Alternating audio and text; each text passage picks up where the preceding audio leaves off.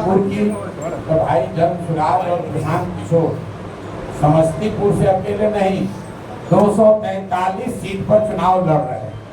जिसको जितना दम है, जिनका नाम ले रहे हैं उनको, उनके पिताजी को, उनके पिताजी के नेता को, जिसको जितना दम है। हम तो हरनौत में गए और वहां पर उनके गांव में घुस के बताया कि यहाँ पर भी तुमने अपने लोगों के साथ कुछ नहीं किया है, अपने लोगों को कुछ उनके लिए विकास के लिए काम नहीं किया है। तो प्रशांत किशोर और जनसुराज के लोग किसी से डरने वाले नहीं है।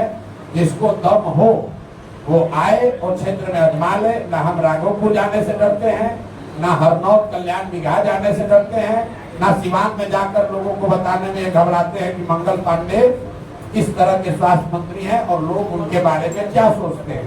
अच्छा, दलित है, इसका भी उन्होंने आरोप लगाया कि दलित हूँ इसलिए मुझे प्रताड़ित करने का प्रयास किया जा रहा है।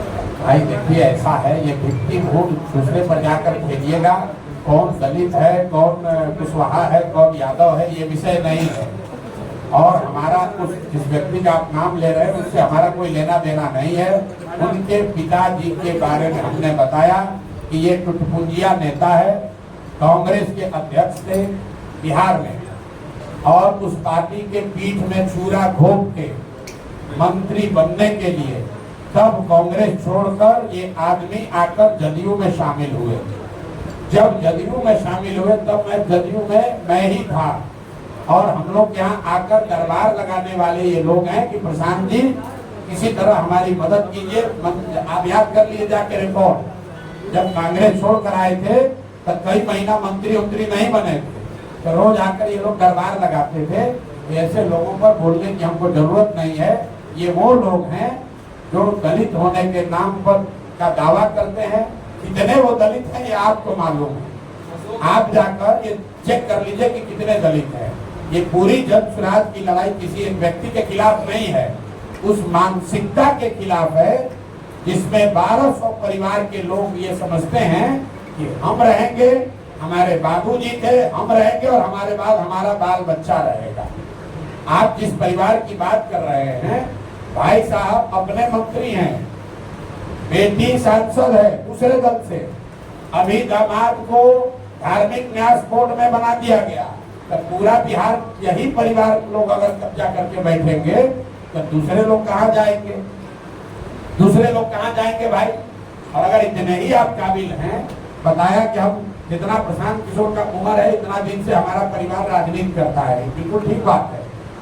जितनी मेरी उम्र है उससे ज्यादा समय से लोग राजनीति कर रहे हैं और इसीलिए बिहार की कुव्यवस्था के लिए सबसे बड़े जिम्मेवार है। इनको बताना चाहिए कि 25-30 साल से 3 पीढ़ी राजनीति में हो, तो बताओ अगर दलित भी होने का भी दावा कर रहे हो तो बताओ कि कितने दलित बच्चों का तुमने जीवन सुधारा, कितने दलित बच्चों के लिए कुछ किया। अगर तुम 40 साल से यहाँ पर दलित की होने का दावा कर रहे हो तो बताओ कि जातीय जनगणना में, और ये आदमी एजुकेशन मिनिस्टर थे, सब लोग नोट करो भाई, यही आदमी बिहार के शिक्षा मंत्री थे 2 बरस तक। आज जातीय जनगणना जो इसी सरकार ने कराया है उसमें आंकड़ा बता रहा है कि 3% से कम, याद रखिए आप लोग भी पढ़ते होते तो है नहीं, कोई रिपोर्ट आता है तो 3% से कम दलित समाज के बच्चे ही 12वीं पास कर रहे हैं। तो अगर ये दलित हैं और दलितों के बड़े हिमायती हैं तो 40 बरस में इन्होंने दलितों के लिए क्या किया? जब ये शिक्षा मंत्री थे तो दलितों के पढ़ाई की स्थिति को सुधारने के लिए क्या किया? अरे भाई, दलित होने के नाम पर रिजर्व सीट से लड़ते हो और अपने पिताजी के नाम पर आप आए और आपके नाम पर आपके दूसरे पीढ़ी के बच्ची और दामाद आ रहे हैं, उसके बाद उनके बच्चे आएंगे। अब बिहार के जो 2 करोड़ दलित हैं वो कहाँ जाएंगे? ये प्रशांत किशोर डरने वाले नहीं है। हमको कहा कि मानहानि का मुकदमा कर देंगे, मुकदमा किए हैं, मुकदमा किए है ना, अब कोर्ट का फैसला आने दीजिए, दूध का दूध पानी का पानी हो जाएगा। आप तो आ रहे हैं अशोक चौधरी, हम कैमरे पर कह रहे हैं अशोक चौधरी का क्या है? कैमरे पर कह रहे हैं नीतीश कुमार का मानसिक हालत ठीक नहीं है, नीतीश कुमार मानसिक तौर पर स्वस्थ नहीं है। इससे बड़ा तो कोई मानहानि नहीं होगा। अगर दम है तो नीतीश कुमार और पूरी सरकार मिल के प्रशांत किशोर पर मानहानि का केस करे कि प्रशांत किशोर गलत बोल रहे हैं, नीतीश कुमार मानसिक तौर पर स्वस्थ है, प्रशांत किशोर कह रहे हैं कि नीतीश कुमार मानसिक तौर पर स्वस्थ नहीं है, तब है तो मानहानि का केस करके दिखा दें, पता चल जाएगा अभी सामने। प्रशांत जी, जनसुराज पार्टी के भविष्य से जुड़ा हुआ प्रश्न है कि अगर यहाँ जनसुराज पार्टी के भविष्य से जुड़ा हुआ प्रश्न है कि आप जिस तरह से बिहार में विकल्प के तौर पे उभरे हैं, अगर तो रहे ना कि जिस तरह से उभरे हैं, अगर महागठबंधन के घटक दल जो राष्ट्रीय कांग्रेस पार्टी है, अगर वो चुनाव बिहार में अकेले लड़ती है तो फिर आपको आप तो चुनाव रणनीतिकार है, कैसे उसको देखते हैं और कैसे उसका सामना करेंगे? ऐसा है, अगर आप हमको रणनीतिकार मानते भी हैं तो हम 3 वर्ष से एक ही रणनीति बना रहे हैं कि बिहार की स्थिति को बदला कैसे जाए। एक ही रणनीति बना रहे हैं कि ये 1200 परिवारों का जो राजनीति पर कब्जा है उसको तोड़ा कैसे जाए। रणनीति ये बना रहे हैं कि बिहार के लोगों में ये विश्वास कैसे पैदा किया जाए कि बिहार की स्थिति को भी बदला जा सकता है। रणनीति ये बना रहे हैं कि बिहार में भी देश की सबसे अच्छी शिक्षा व्यवस्था अगले 10 साल में कैसे बनाई जाए, और सबसे बढ़कर रणनीति ये बना रहे हैं कि बिहारियों का खोया हुआ सम्मान कैसे वापस कराया जाए, कैसे बिहार में ये व्यवस्था बनाई जाए कि बिहार का कोई भी बच्चा, इसको याद रखिए, सारी समस्या एक और सबसे बड़ी समस्या है कि बिहार का कोई भी बच्चा बिहार से बाहर रोजी रोजगार करने के लिए मजबूरी में गाली सुनकर नहीं जाएगा।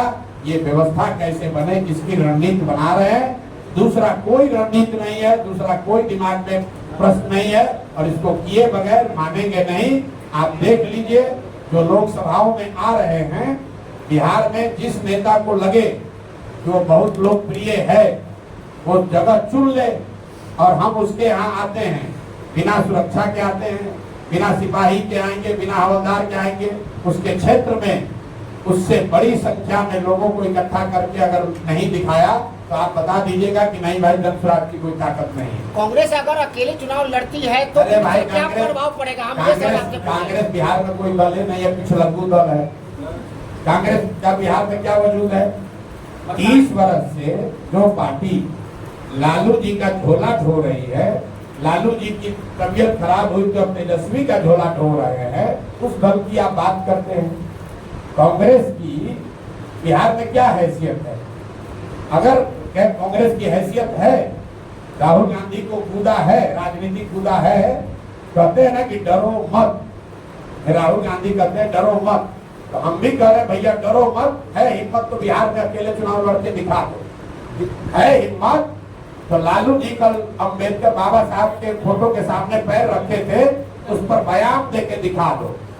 कहते हो ना डरो मत, तो दिखाओ बयान देके कि तुम्हारे तेलंगाना के चीफ मिनिस्टर ने, रेवंत रेड्डी ने कहा, याद रखिए, कांग्रेस के मुख्यमंत्री ने कहा वीडियो पर कि बिहारियों का डीएनए है मजदूरी करने का, बिहार के लोग मजदूरी करने के लिए पैदा हुए हैं। तो अगर नहीं डर रहे हो, हिम्मत है, बिहार में आते हो, तो बताओ कि तुमने तेलंगाना के मुख्यमंत्री के इस बयान पर क्या जवाब दिया, क्या कार्रवाई की। अगर बिहार के लोग मजदूरी करने के लिए पैदा हुए हैं तो भाई तुम बिहार में वोट लेने काहे आए हो? तेलंगाना में ही राजनीति करके देख लो। प्रशांत जी, एक सवाल है कि चुनाव का वक्त है आने वाला समय में, दूसरे दल से किसी जो विधायक सांसद बने हुए हैं वो आपके पार्टी में आते हैं तो उनको टिकट मिलेगा आपकी पार्टी से? मेरे भाई, जनसुराज ने पहले तय कर दिया 243 सीट पर लड़ेंगे। जनवरी से लेकर आवेदन हम लोग लेना शुरू कर दिए। बाजाबता 21,000 रुपया ले रहे हैं, कोई ये भी नहीं है कि मुफ्त में नहीं, 21,000 रुपया जमा करके लोग आवेदन दिए। जो आवेदक है वो पर टेबल के नीचे नहीं, कमरे में बात के आधार पर नहीं, अपने क्षेत्र में फोटो, बैनर, पोस्टर लगाया है, उस पर लिखा है संभावित उम्मीदवार जनसुराज। क्यों कराई गई है व्यवस्था? ताकि क्षेत्र की जनता देखे कि कौन लोग हैं जो जनसुराज से उम्मीदवार हो सकते हैं।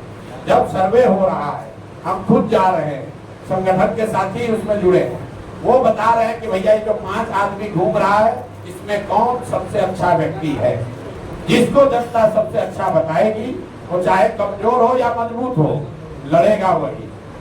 लड़ेगा वही जो जनसुराज का हिस्सा है। दो चार कहीं अपवाद हो जाए उसकी बात नहीं है, लेकिन 243 में 90% लोग वही चुनाव लड़ेंगे जो पहले चुनाव नहीं लड़े हैं, किसी राजनीतिक व्यवस्था से नहीं जुड़े रहे हैं और जन स्वराज के इस विचार को, प्रयास को घर घर पहुंचाने में कमदा लगाए हैं। इतना बात तो बिहार में सब आदमी जानता है कि बिहार में किसी के पास इतना संसाधन, इतना दम नहीं है कि वो प्रशांत किशोर और जन स्वराज के ईमान को खरीद सके। तो जन स्वराज में टिकट वही पाएगा जिसको जनता चाहेगी, ये बिल्कुल स्पष्ट आप मान लीजिए। ठीक है भैया, खत्म किया जाए। Thank you.